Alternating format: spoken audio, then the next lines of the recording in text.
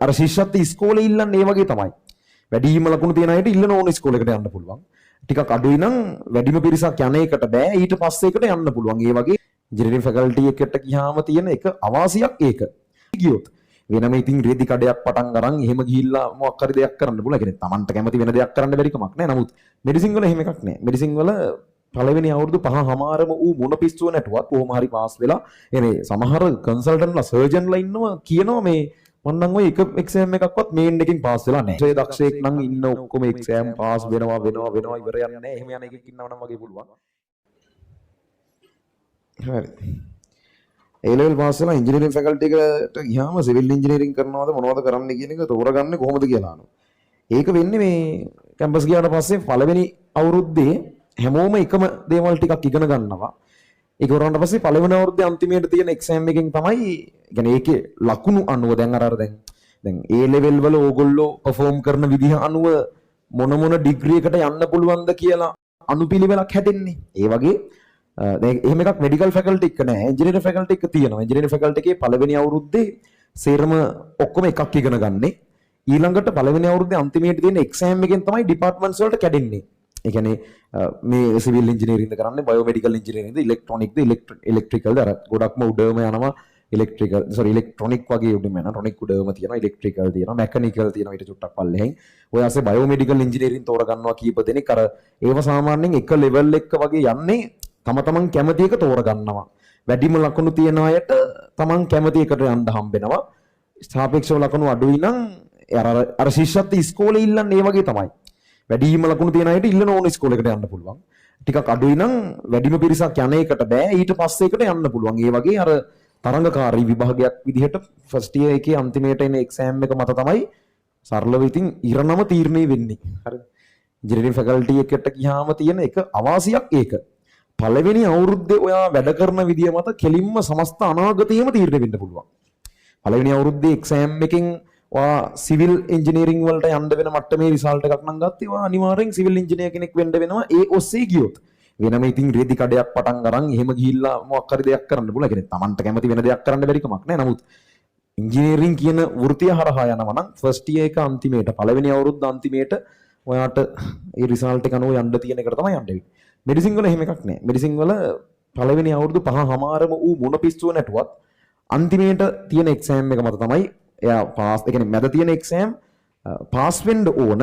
හැබැයි එකපාර පාස් වෙන්න බැරි වුණොත් දෙවෙනි තුන්වෙනි පාරකේ රිපීට් එක්සෑම්ස් කියලා තියෙනවා. ඒව කරලා හරි කොහොම හරි පාස් වෙලා එනේ සමහර කන්සල්ටන්ට්ලා සර්ජන්ලා ඉන්නවා කියනවා මේ මම නම් ඔය එක එක්සෑම් එකක්වත් මේන් එකකින් පාස් වෙලා නැහැ. ඔක්කොම මම එහෙම කියන කියන්නේ හැම එකම දෙවෙනි තුන්වෙනි පාරවල පාස් වෙන කියන්නේ යකා වැඩ කරන්න නැතුව ඒ කියන්නේ ඒවල වැඩ කරොත් පාස් වෙනවා නැත්නම් ෆේල් වෙනවා. ඔක්කොම දක්ෂයෝ ඉන්නේ. කොළඹ මෙඩිකල් ෆැකල්ටි එක ගත්තොත් ලංකාවේ මුල් 200 ඔතන ඉන්නේ. උන් හැම එකම දක්ෂයි. ඒකට වැඩ කරොත් පාස් වෙනවා වැඩ කරේ නැත්නම් රිපීට් වෙයි. එහෙම එකක් ඒක සරල දෙයක්. ඊතන තියෙන දැන් අර A level වගේ A level වල ගත්තම විවිධ මට්ටම් වල ළමයි ඉන්නවා. අතන එහෙම නෑ. ඉතින් ලංකාවේ මුල් 200 කියන්නේ ඔක්කොම එක හා සමානව දක්ෂයි. කොළඹ මෙඩිකල් ෆැකල්ටි එක සහ ඉතින් ඕනම ලංකාවේ ඔක්කොම මෙඩිකල් ෆැකල්ටිස් ගත්තත් ලංකාවේ මුල් 1500 1800 අතරේ ළමයි ඉන්නේ. ඉතින් එක ෆැකල්ටි එකක ඉන්න අය සාමාන්‍යයෙන් එක ලෙවල් එකකට දක්ෂයි. එතකොට ඒ අනුව තමන් වැඩ කරන ප්‍රමාණය මත තමයි ඍජුවම එතනදී රිසල්ට් එක හැදෙන්නේ. මෙඩිකල් ෆැකල්ටිස් වල අර වගේ පළවෙනි අවුරුද්දෙන් කඩන්නේ නැහැ. අවුරුදු 5මාරම හැමෝම එකක් ඉගෙන ගන්නේ. ඒ 5මාරෙන් පස්සේ හැමෝම සාමාන්‍ය ડોක්ටර්ස්ලා වෙන්නේ. ෆැකල්ටි එක ඇතුලේ කවුද කාඩියොලොජි කරන්නේ කවුද නියුරොලොජිස්ට් කෙනෙක් වෙන්නේ ඒව බෙදෙන්නේ නැහැ ෆැකල්ටි එක ඇතුලේ. ෆැකල්ටි එකෙන් ඔක්කොමලා එකම ටිකක් ඉගෙනගෙන පළවෙනි මේ පස්වෙනි 5මාරක් තියෙනවා ඩිග්‍රී එක. ඊට පස්සේ එක්සෑම් එක ලියන්න ඕනේ. ඊට පස්සේ එක අවුරුද්දක් ඉන්ටර්න් කියලා පීරියඩ් එකක් එනවා. ඒ කාලේ හැමෝම එකම ජොබ් එකක්. එක එක ඒවාට කැඩෙන්නේ නැහැ. දැන් ඉන්ජිනියරින් දෙවෙනි අවුරුද්දෙන් පස්සේ එක එක වෙන ඒවා ඉගෙන ගන්න. සිවිල් ඉන්ජිනියරින් ඉගෙන ගන්න එකයි, මෙකැනිකල් ඉන්ජිනියරින් ඉගෙන ගන්න එකයි, ඉලෙක්ට්‍රිකල් ඉලෙක්ට්‍රොනික කරන අය ඒගොල්ලෝ සම්පූර්ණයෙන් වෙනස් පාත්වේස් වල යන්නේ. එකිනෙකට සම්පූර්ණයෙන් වෙනස්. එතකොට මෙඩිසින් වල එහෙම එකක් නැහැ. අපි ડોක්ටර් කෙනෙක් වුණාට පස්සේ, ඒ කියන්නේ වෘත්තීය වශයෙන් ගියාට පස්සේ ඊළඟට අපිට පුළුවන් කැමැති පැත්තක් තෝරගෙන ඒක කැමැති එකක්. ඕන ડોක්ටර් කෙනෙක්ට කැමැති එකක් තෝරගන්න පුළුවන්. තෝරගෙන ඉතින් ඒකේ වෙනම එක්සෑම් තියෙනවා. ඒවට වෙනම එක්ස්පීරියන්ස් විදිහට වැඩ කරන්න ඕන කාලයන් තියෙනවා. එහෙම වැඩ කරලා කැම්පස් එකෙන් අවුට් වුණාට පස්සේ තමයි ඔයා මොන જાතියේ ડોක්ටර් කෙනෙක්ද වෙන්නේ කියන එක ඒක තීරණය කරන්න. ඒක ඔයාගේ වැඩක්. කැම්පස් එකේ ඔයා කොහොම perform කරාද? කැම්පස් එකේ බැජ් එකේ පළවෙනියද බැජ් එකේ අන්තිමයද කියන එක ඒකට අදාළ නැහැ. ඔයා ඊට පස්සේ මොන වගේ මේ අංශයකටද යන්නේ කියන එකට ඒක අදාළ නැහැ. හැබැයි ඉතින් ගොඩක් වෙලාවට අර සාමාන්‍යයෙන් අර අතිශයින්ම දක්ෂ මිනිස්සු තමයි ඒවට යන්න පුළුවන්. එතනින් ඉස්සරහට මේ මොකක් හරි දැන් ඔයා කාඩියොලොජි තෝරගත්තත්, නියුරොලොජි තෝරගත්තත්, මොකක් තෝරගත්තත් ඒව එහෙම නිකන් කරන්න බෑ. ඉතින් ඒවල තියෙන එක්සෑම්ස් මාර අමාරුයි. එහෙම පළවෙනි වාර පාස් වෙන එකෙක්වත් නැති තරම්. ඒ එක්සෑම් එකක්. දෙවෙනි තුන්වෙනි පාර තමයි පාස් වෙන්නේ. ප්‍රශ්නේ තියෙන්නේ එකපාරක් ෆේල් වෙලා දෙවෙනි පාර ඒ එක්සෑම් එකක් කරනකොට ලකුණු 5ක් අඩු වෙනවා කෙලින්ම. පළවෙනි පාර ඔයා ලකුණු 100 පේපර් එක කරලා ලියන්නේ දෙවෙනි පාර ඔයා ඔක්කොම ලකුණු ගත්තත් 95යි එන්නේ. ඒ නිසා සාමාන්‍යයෙන් දෙතුන් පාරක් ෆේල් වුණා කියන්නේ ආයි නෑ තමයි කියන්නේ. හිතන්න හතර පාරක් ෆේල් වුණොත් 80 පේපර් එකක් ලියන්න. එන්න නැති වෙනවා. හරි. 10 පාරක් ෆේල් වුණොත් 50යි කියන්නේ ආයි කොහොමද පාස් වෙන්න බෑ. 50න් තමයි පාස් කරන්නේ. සමහරක් ඒවා තියෙනවා ඊට වඩා වෙනස් වෙනවා. 70 ගණන් වලින් පාස්. එහෙම විවිධ ඒවා තියෙනවා.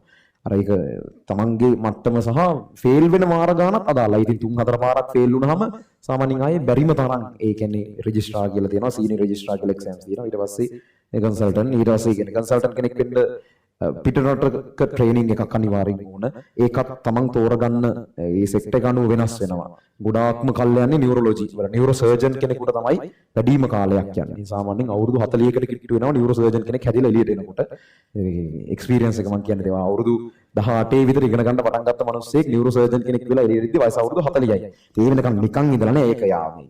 ජොබ් එක කරන ගමන් කරන්නේ ડોක්ටර් කෙනෙක් වෙලා රෙජිස්ට්‍රාර් තියෙනවා සීනියර් රෙජිස්ට්‍රාර් ඊට පස්සේ කන්සල්ටන්ට් එහෙමනේ යන්නේ. ඒ හැම තැනකම තමන්ගේ ලෙවල් එක අප් වෙනකොට ඔය මොනවද කියලා බලන රෙජිස්ට්‍රාර් ඒ මොනවද සමහරව මේ එහෙම තියෙන ඒවට තියෙන නම් ඒවා මේ එහෙම උඩට යනකොට ඊට අදාළව පඩියක් හම්බ වෙනවා. එයාට වැඩ කරලා තව හම්බ කරන්න පුළුවන්. එහෙම තියෙනවා විවිධ විදි වලට. නමුත් අර සම්පූර්ණයෙන් තමන් ඉගෙනගෙන ඉවර වෙන්නේ අවුරුදු 40 විතර තමයි නියුරෝ සර්ජන් වගේ ලෙවල් එකකට නම් කොහොමත් 35ට කලින් නම් එහෙම නැතිම තරම් කන්සල්ටන්ට්ලා වෙන අය අතිශය දක්ෂයෙක් නම් ඉන්න ඔක්කොම එක්සෑම් පාස් වෙනවා ඉවර යන්නේ නැහැ. එහෙම යන එකෙක් ඉන්නවා නම් වගේ පුළුවන්. යරින්න ඉතින් හරි අමාරුයි ඒවා. ඉතින් අර අවසාන ප්‍රොඩක්ට් එක එළියට එන්නේ අවුරුදු 40 දී විතර තමයි. එහෙම තමයි නියුරෝ සර්ජන්ලා ඉන්නේ. ඊට පස්සේ ඉතින් එතනින් ඉවරයි. ඉතින් ඊට පස්සේ ඕන හැටියකට ජීවත් වෙන්න පුළුවන් ඇත්තටම. ඒ කියන්නේ ඒ ක්වොලිෆිකේෂන්ස් තියෙන බොහොම කීප දෙනයි ලෝකෙටම ඉන්නේ. ඒ කියන්නේ මම ඕගලන්ට කිව්වේ නෑ මං හිතන්නේ ගම්පහ පන්තිේ නම් කිව්වා අර මේ නියුරෝ සර්ජන් කෙනෙක් අපේ ඉන්නවා මේ අර මම කිව්වද අත් ගැහෙන එක ගැන එහෙම මොකක් කිව්වේ නෑනේ. يعني දැන් නිකන් අපි අතක් නිකන් බැලුවත් ඕක වෙවුලනවනේ. නැද්ද බලන්න ඇඟිල්ලක් කෙලින් තියාගෙන ඉන්න බලන්නකෝ ගැහෙනවා. හරි. පෑනක් අල්ලන් ඉන්න බෑ මෙහෙම සමහර විග්ගත්. අර මේ නියුරෝ සර්ජන් කෙනෙක් ඉන්නවා අපේ මේ ලංකාවේ ඉන්න මිනිස්සෙක් ඉන්නවා මේ කියන්නේ එහෙම නෙමෙයි මිනිහා ඔලු කට්ට ඇරලා මොලේ එලි පිට පේන්න දෙද්දී අත් දෙක තියලා පෙන්නනවා ගලක් තිබ්බා වගේ හෙල්ලෙන්නේ නැහැ. ඒක මාර එකක්. හරි. ඒ කියන්නේ ඒක එකක් වාසනාව ඇති මිනිස්සයා ගිෆ්ටඩ්. ඒ කියන්නේ එහෙම එකකුත් ඇති සහ ඊට අමතරව ඒක පුහුණුවෙන් හදන්න පුළුවන්. අසීමිත පුහුණුවක්, අසීමිත එක්ස්පීරියන්ස් ප්‍රමාණයක් විනාඩි 15යි 20යි ඒ ඇතුළත රග්ගල සර්ජරි ඉවර කරන්න වෙනවා. සමහරක් ඒවා නිකන් ඇරලා ප්ලේන් ටිකක් ගහලා වෙලා ඉතුරු ටික කරනවා. එහෙම කරන්න බෑ. අදට ඇති බං ඉතුරු ටික හිට කරමු. එහෙම මේ සර්ජරිස් කරන්න බෑනේ. ඒ හින්දා මේ එහෙම වෙන එකක් තියෙනවා. ඒතර මේ දැන් සමහරක් වෙලාවට අපි සංසන්දනය කරන්නේ ඉතින් YouTube කරලා ඔයිට වඩා සල්ලි හම්බ කරන්න පුළුවන් නේ. මොකටද ડોක්ටර්ස්ලා වෙන්නේ ඉංජිනේර්ස්ලා වෙන්නේ වගේ අයිඩියාස් අර ඔය වයසට එනවනේ. ඒ කියන්නේ ඔයගොල්ලන්ගේ වයස අර ඉක්මනට සල්ලි හොයන්න ඕන. නියම මොකටද කරන්නේ මේ මේවල අවුරුදු 5ක් යනවා දැන් කියනවා 40ක් වෙනවලු එළියට එද්දි පිස්සුවේ මම කොහොම කරන්නේ මේ YouTube වල පඩිපෙල් හරහා බෝතල් පෙරලලා පුළුවන් ඊට වඩා හම්බ කරන්න. දැන් අලුතෙන් වීඩියෝ සෙට් එකක් ඇති පඩිපෙලක් දිගේ බෝතලයක් පෙරලලා ඒක බින්දින තැන බලාගෙන ඉන්නවා කොහෙතර මිදෙන්නේ කියලා. ඉතින් මේ වීඩියෝස් වල මිලියන් ගණන් views. හරිද? ඒ කියන්නේ සාමාන්‍යයෙන් එහෙම වීඩියෝස් කරන මිනිස්සෙකුට දැන් අපි බෝතල් පෙරලුවට එහෙම හම්බෙන්නේ නැහැ. ඉතින් ඒක වාසනාව සහ ඒක පළවෙනියට හිතෙන්න ඕන මේකට මිනිස්සු කැමති වෙයි කියලා. අර සැටිස්ෆැක්ෂන් එකක් හිතන තියෙනවනේ බලන එකට මම දන්නේ මොකක් හරි 아무තු ආතල් එකක් තියෙනවනේ. ඒකනේ බලන්නේ හැමෝම හරි. දැන් ඔක්කොම hina උනේ ඒක බලලා තියෙන හින්දානේ හරි. ඉතින් මාත්මී කියන්නේ හිතලා නෙවෙයි මාත් බලලා තියෙනවා. ඒකයි හරි. මේ ඉතින් ඒ වගේ මිනිස්සෙක් රුපියල් වලින් බැලුවොත් මාසෙකට ලක්ෂ 10 පන්නලා හොයනවා ඒ YouTube වල ඇඩ් රෙවෙනියු එකෙන්. හරිද? හැබැයි ඉතින් ලෝකෙටම ඒක මුලින්ම හිතිලා ඒක හොඳට වැඩේ කරලා සහ වාසනාවක් තියෙන්න දෙපයි. මං කියන්නේ හරි ඔයාට මුලින්ම හිතලා බෝතල් පෙරලා වීඩියෝ කරලා දැම්ම කියලා ඕක ලෝකෙම වුන් බලන්නේ නැහැ නේ ෂුවර් එකට. හරි. හැබැයි මේ මිනිස්සයා ලක්ෂ 10ක් වෙනවා. සමහර ડોක්ටර්ස්ලා ඉන්නවා මූලික පඩිය ලක්ෂ 2යි 3යි. ඊට වඩා අඩු කියන්නේ පළවෙනිම අවුරුද්දේ ගොඩක් අඩුයි. නමුත් දෙවෙනි අවුරුදු තුන්වෙනි අවුරුද්දේදී ඕන ડોක්ටර් කෙනෙක් ලක්ෂ 2ක පඩියක් නිකන් රජයෙන් ගෙවන එක හොයනවා. එයාට තනියෙන් ප්‍රයිවට් ප්‍රැක්ටිස් කරලා ඊට වඩා ඕන තරම් හම්බ කරන්න පුළුවන්. නමුත් දැන් අර අපි සංසන්දනය කරන ඉතින් ලක්ෂ 2ක ડોක්ටර් කෙනෙකුයි ලක්ෂ 10ක බෝතල් පෙරලන්නේ නිකුත්. හරි. දැන් ඔතන මේ කම්පැරිසන් එක පට්ට වැරදි. එකක් තමයි දැන් මේ ලෝකේ තව ගොඩක් මිනිස්සු ඔහොම බෝතල් පෙරලා YouTube වීඩියෝ කරලා සල්ලි හොයන්න උත්සාහ කරන්න ඇති. එකයි දෙන්නයි පත්තු වෙන්නේ. හරිද? ඒ ඇවිල්ලා එතකොට ඒකේ එක්සෙප්ෂනල් ලෙවල් එකේ වුන් කී දෙනෙක් නම් YouTube වලට යනවද සල්ලි හම්බ කරන්න කියලා කීයෙන් කීයකටද ඒකේ ඔය කියන ලෙවල් එකට යන්න පුළුවන් වෙන්නේ. දැන් ඒ කියන්නේ දැන් ඔයාලා සංසන්දනය කරන YouTube කරලා වැඩිපුරම සල්ලි හම්බ කරන මිනිස්සුයි ඇවරේජ් ડોක්ටර් කෙනෙකුයි නම් ඒක හරියන්නේ නැහැ. එහෙනම් ඕගොල්ලෝ සංසන්දනය කරන්න ඕනේ YouTube වල උඩම කෙනයි ડોක්ටර්ස්ලා කියන එකේ උඩම කෙනයි. අර මං කිව්වේ නියුරෝ සර්ජන් කෙනෙක් ගැන. එයාට ඒ කියන්නේ ලෝකේ තියෙන ඕන රටක් එයාව ගෙන්න ගන්න කැමති ඉල්ලන ඕන ගාණක් දෙන්නම් ඕන ඉදුම් හිටුම් කණ්ඩ බොණ්ඩ සියලු ලක්ෂරි ඕන දෙයක් දෙන්නම් එන්න කියලා ලෝකෙ දිනුන ඕන රටක් ඉල්ලනවා මිනිස්සයාව. යන්න කැමති නැහැ. එයා මෙහෙට කැමති මිනිස්සෙක්. ඒක මොකද හේතුව කියන්න මන් දන්නේ. එයා එහෙම යන්න කැමති නැහැ. වැඩක් තියෙනවා නම් ගිහිල්ලා කරලා එනවා. සමහරක් වෙලාවට එයාට එන වැඩ අහවල් රටේ අගමැතිගේ පුතාගේ බ්‍රේන් සර්ජරි එකක්. හරි. ඒවට ළමයි ඒ කියන්නේ ඒවට අනිවාර්යෙන් ගිහින් එන්න ලක්ෂ 500කට එහා මිනිස්සුන්ට හම්බෙනවා. කෝටි 5කට එහා මං කියන්නේ. හරි. ඒ කියන්නේ යන්න ප්ලේන් එකේ යන ටිකට් යන කන බොන අනම්මනම් ඒ ගිහිල්ලා ඉන්න තැන් ටික ඇවිදින්න කරන්න ආසයි නම් ඒ සියලු දේට ඕන වියදමක් දරනවා. ඇයි? එහෙම මිනිස්සු එකයි දෙන්නයි ඉන්නේ. ඒ වගේ මට්ටමේ මිනිස්සෙක්ගේ මොලේට ඇඟිලි ගහන්න ඕන හේකුට ඉඩ දෙන්නේ නැහැ. හරි. ඒකේ ක්වොලිෆිකේෂන්ස් වල උඩම ඉන්න කීප දෙනෙකුට විතරයි ඒක දෙන්නේ. යාලා බලනවා. එතකොට කවුද මේ අදාළ සෙක්ෂන් එකේ උඩින්ම ඉන්න ડોක්ටර්ස්ලා කවුද? හොඳම සක්සස් කියන්නේ හොඳම සාර්ථකත්ව අනුපාතයක් රේට් එකක් තියෙන්නේ කාටද කියලා බලලා එයාගෙන් දැන් මේ වෙලාවේ අවේලබල් මිනිස්සු බලන්න එපයි. මේ වෙලාවේ ගෙන්න ගන්න පුළුවන් කීප දෙනෙක් ඉන්නේ. යාලව ගෙන්නගෙන තමයි කරන්නේ වැඩි. එතකොට එහෙම එක මිනිස්සෙයිනු ඌ බෑ කිව්වොත් නෑ ආයේ. හරිද? ඔප්ෂන්ස් නැහැ. සහ ඒ වගේ තැනකදී ඔය මිනිස්සුන්ට කෝටි 5ක් කියන්නේ ගේමක් නෑ. يعني සමහර මිනිස්සු ඉන්නවා මේ මිනිස්සු දවස් දෙකට කෝටි 5 ඔය දවස් එහෙම නෙවෙයි තප්පර ගාණින් කෝටි 5 ඔය මිනිස්සු මේ ලෝකේ ඉන්න රුපියල් වලින් කෝටි 5 කියන්නේ. මේ සල්ලි කියන එක අපි හිතන ලෙවල් එකයි ඊයේ උඩ ලෙවල් එකයි මාර වෙනස් එකක්. හරි. එතකොට මේ ගමන ගිහිල්ලා ජනේන වියදම් ඔක්කොම තේ මිනිස්සු ගන්නනේ. එන්න ඉල්ලන්න කීයද දෙනවා.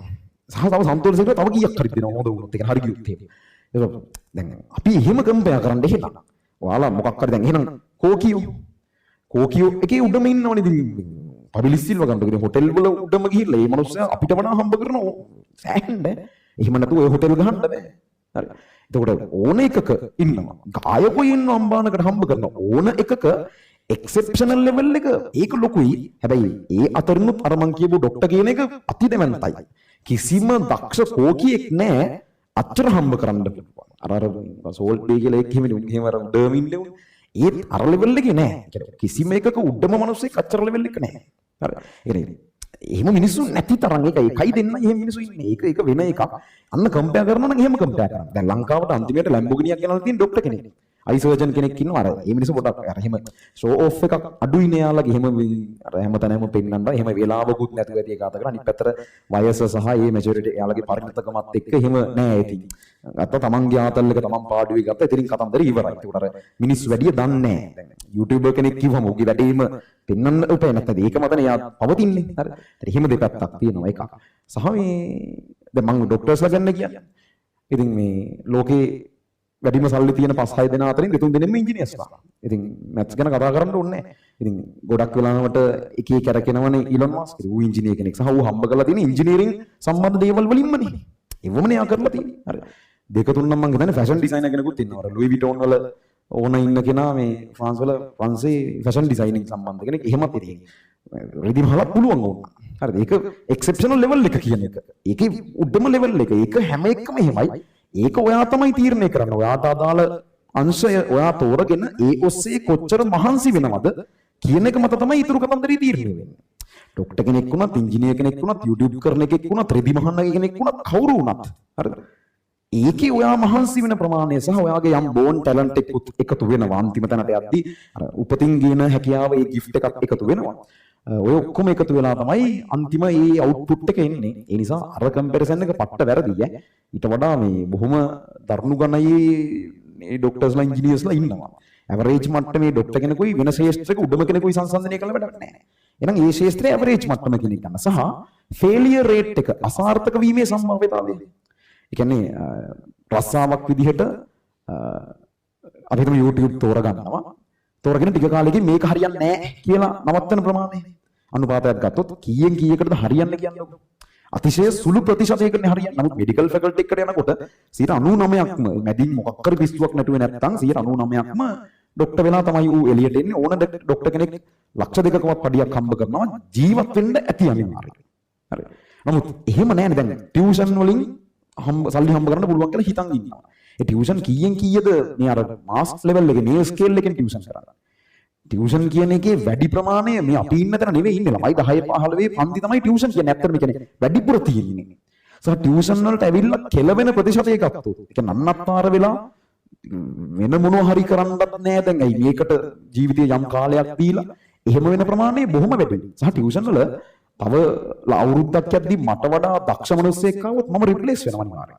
ඒ කියන්නේ එහෙම වෙනවා ළමයි. ඒක වෙන්න ඕන. දැන් මීට අවුරුදු දෙකකට කලින් ටියුෂන් වල උඩම ඉඳලා මේ වෙනකොට නැත්තම නැති වෙච්ච මිනිස්සු ඉන්නවා. හරි. එහෙම වෙනවා. ඉතින් මොකද මට වඩා හොඳට උගන්වන සහ මට වඩා හොඳට මේ වැඩේ කරන මිනිස්සෙක් ආවොත් මම රිප්ලේස් විය යුතුයි මං කියන්නේ. මම අකමැති වුණත් කැමති වුණත් ඒක අදාළ නැහැ. මං අයින් වෙලා ඌ එන්න ඕන. ඒක තමයි කම්පිටිෂන් එක කියන්නේ. නමුත් ડોක්ටර් කෙනෙක්ගේ ඒක වෙනම අඩුයි. ඒ කියන්නේ එතන තව ડોක්ටර් කෙනෙක් හැදුණා කියලා හැම අවුරුද්දකම ડોක්ටර්ස්ලා 1500ක් විතර එනවනේ. ආවා කියලා ඉන්නේ උන් නැති වෙන්නේ නැහනේ. දැන් අර ડોක්ටර් කෙනෙක් එතකොට මට එහෙම එකක් වෙන්නේ නැහනේ. හරි. එහෙම රිප්ලේස් වෙන්නේ නැහැ. ඒ වගේ තැන්වල ඉන්ජිනියර්ස්ලා එහෙමයි. ඒක හයි ක්වොලිෆයිඩ් මිනිස්සු. ටියුෂන් කරන්න අතිශය ක්වොලිෆයිඩ් වෙන්න ඕනේ නැහැ. හරි. ඒ කියන්නේ Tamanට දැනුමක් තියෙනවා නම් ඉගැන්වීමේ හැකියාවක් තියෙනවා නම් ඒක ළමයි විසින්නේ තීරණය කරන්නේ කවුද උඩට යන්නේ පහළට යන්නේ කියන එක. ඒතර ඒක හරි අස්ථාවරයි ඈ. ලබන අවුරුද්දේදී මගේ ටියුෂන් එක නැති වෙන්න පුළුවන්. ඒක ඒ වෙලාවේ ඉන්න දක්ෂයා මත තමයි තීරණය. දැන් උදාහරණයකට මීට අවුරුදු 2-3කට කලින් ඕනතරම් ඊටාම දැවැන්ත විදිහට ඉඳලා මේ වෙනකොට ටියුෂන් එක ගොඩාක්ම පල්ලෙහාට වැඩිච්ච මිනිස්සු ඕනතරම් ඉන්නවා. ඒක හැම සබ්ජෙක්ට් සයන්ස් සබ්ජෙක්ට් වෙන්න පුළුවන්. ආර්ට් කොමර්ස් ටෙක් IT ඕනෙක එහෙම ඉන්නවා. හරි. ඒවා හරිම අස්ථාවර ඒවා. අරවා එහෙම නෑ ගොඩක් අස්ථාවරයි. ඒකයි මේ හැමෝම මේකට නැහෙන්නේ. ගොඩාක් ලාට ඕගොල්ලෝ කල්පනා කරන්නේ මොකටද මං සල්ලි අම්ම කරන්නේ මේ ඌවට නැහෙන්නේ කියලා. නෑ ඒක තමයි ඒකට නැහෙන්නේ. ඒකේ තියෙන ස්ටැබිලිටි ඒකේ ස්ථාවරත්වය. හරි. මට ටියුෂන් එක නැති වුණා කියන්නේ අවුලක් නෑ. මං තව අවුරුදු දෙකමාරකින් ડોක්ටර් කෙනෙක් නේ. මට ඉතින් ඉස්සරහට මොකක් හරි මැච් එකක් ගහගන්න පුළුවන්. ඒකට මට මහන්සි වෙන්න පුළුවන්. හරි. ඒ නිසා මේ එහෙම හොඳ ෆවුන්ඩේෂන් එකක් හොඳ වැටෙන්න තැනක් තියෙනවා නම් හොඳ කුෂන් එකක් තියෙනවා නම් කෙලවුනොත් වැටෙන්න මිනිසුන්ට බය නැතුව රිස්ක් ගන්න පුළුවන්. අවදානම් ගන්න පුළුවන්. අලුත් දේවල් අත්දැක බලන්න පුළුවන්. මම ටියුෂන් ඇතුලේ සෑහෙන්න අත්දැක බැලීම් කරන මිනිස්සෙක් කරලා තියෙන මිනිස්සෙක් ඒක තමයි ඉතින් මේ මගේ 5 වෙනි අවුරුද්ද ටියුෂන් වල. පහ සම්පූර්ණ වෙන්නේ මේ සැප්තැම්බර් වලට. මේ 4 මාස ගාණක් තාම ටියුෂන් ඇතුලේ මම. හරි. එතකොට මේ ඔක්කොම හැදුනේ අපි කරපු විවිධ අත්දැක බැලීම් නිසා රිස්ක් ගොඩක් කරන් තියෙනවා. හරි. ඒවා එහෙම බය නැතුව ගන්න පුළුවන් උනේ කෙලවුණා කියමු. අවුලක් නෑ ඉතින්. මට මගේ ඩිග්‍රී එක තියෙනවා. ඒ ඔස්සේ මට එහෙම ගමනක් යන්න පුළුවන්.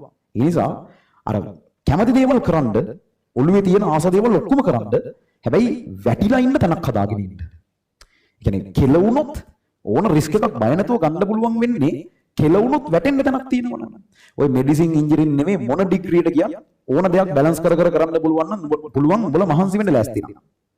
ඒ කියන්නේ මෙඩිසින් එක ටියුෂන් බැලන්ස් කරන එක අමාරුයි. හැබැයි මහන්සි වෙන්න ලෑස්ති නම් ප්‍රශ්න නැහැ පුළුවන්. හරිද? බය නැතුව කරන් කරලා කියනවා 100%ක් පුළුවන්. මෙඩිසින් එක පුළුවන් කියන්නේ වෙන ඕන ඩිග්‍රී එකක් එක පුළුවන්. ඒ කියන්නේ ඉන්ජිනියරින් වලට වඩා මෙඩිසින් වල වැඩ වැඩි. එහෙම තමයි ඉතින් අවුරුදු 3.5මාරක් වෙලා තියෙන්නේ ඒකනේ. අර අවුරුදු 4න් ඉවර වෙන්නේ. වැඩ වැඩි පැහැදිලිවම. ඒ කියන්නේ අවුරුදු 5මාරට පැක් කරලා තියෙන ඉපරි. ඒක වැඩ ප්‍රමාණය සහ අපි ඩේටා ප්‍රමාණය ඒක ගොඩක් වැඩි. ඒක තේරුම අරට වඩා හොඳයි කියන එක නෙවෙයි. සරල ඉගෙන ගන්න තියෙන ප්‍රමාණය වැඩි එච්චරයි. හරි. එතකොට මේ ඊව කරන ගමන් වුණත් තමන් ආස ඕන දෙයක් ගොඩන ගන්න පුළුවන් පැත්තකින් අන්තිමට ඩිග්‍රී එක ඉවර වෙලා ක්වොලිෆයිඩ් මිනිස්සයා ෆැකල්ටි එකෙන් එළියට එද්දී තමන් තනියෙන් ගොඩනගා ගත්ත දේ උපරිමයට හදලා තියන්න පුළුවන්. ඒක ඔයාලා මහන්සි වෙන්න කැමති ප්‍රමාණය මත. මම ඒක තමයි මේ කරගෙන යන්නේ. ඒතර මං කියන්නේ නිකන් වචන ටිකක් නෙවෙයි. මම ඒක කරලා තියෙනවා කැමති නම් බලන්න කරන්න පුළුවන්. ඒක ඕගොල්ලන්ට තමන් කැමති විදිහ අනුව තමන් මහන්සි වෙන්න පුළුවන් ප්‍රමාණය කැමති ප්‍රමාණය අනුව ඒක ඕගොල්ලන් විසින් ඩිසයිඩ් කරයි ඔයාලා තීරණය කරා. හරි.